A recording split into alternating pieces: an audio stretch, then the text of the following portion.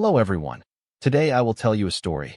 The story is titled, A Slow Afternoon with Quirky. Please like and subscribe to my channel if you appreciate me.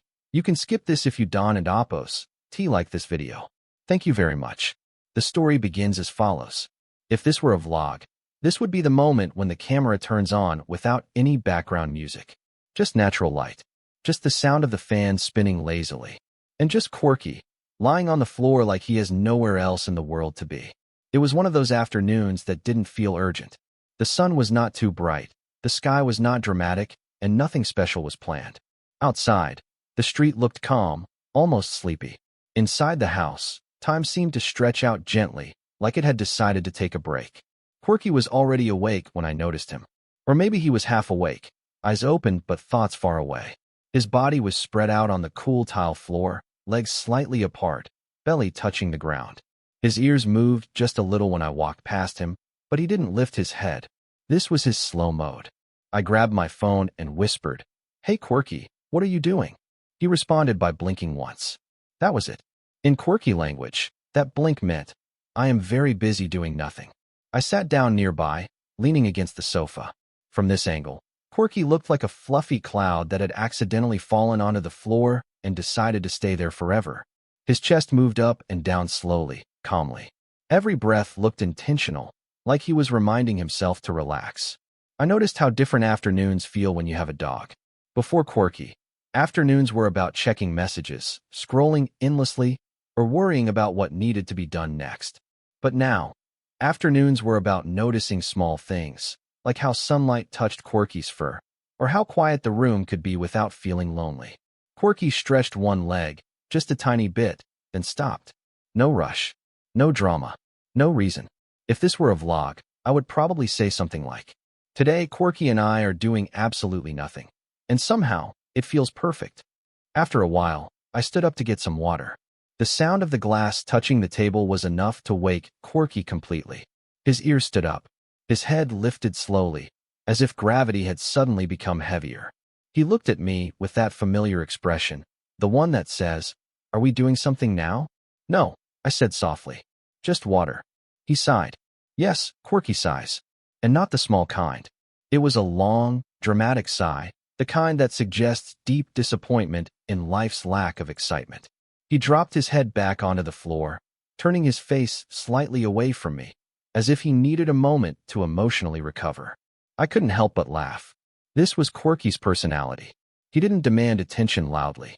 He didn't bark or jump. He simply existed near me, comfortably, quietly, trusting that being together didn't always require action. I sat back down, this time closer to him.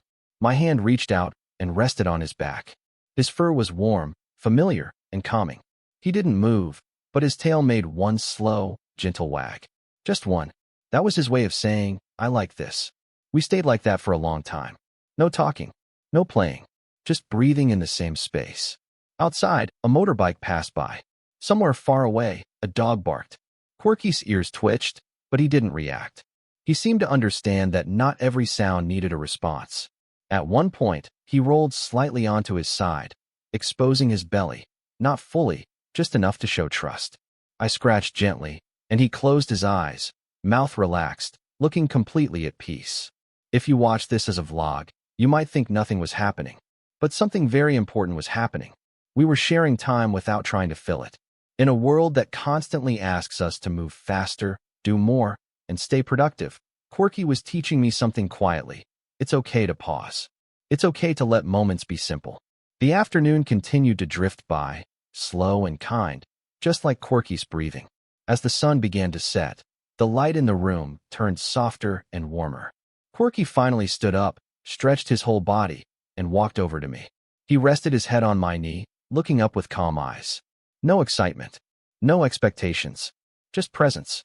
That slow afternoon with Quirky reminded me of something we often forget in modern life. Not every moment needs to be useful, impressive, or shared. Some moments exist simply to be felt. In our daily lives, we rush through afternoons like they are obstacles between us and something more important.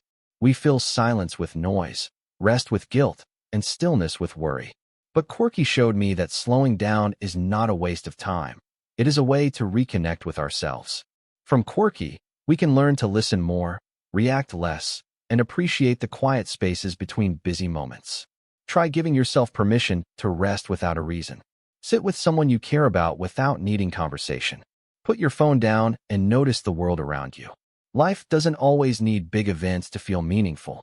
Sometimes, happiness looks like a dog lying on the floor, breathing slowly, reminding you that being present is already enough.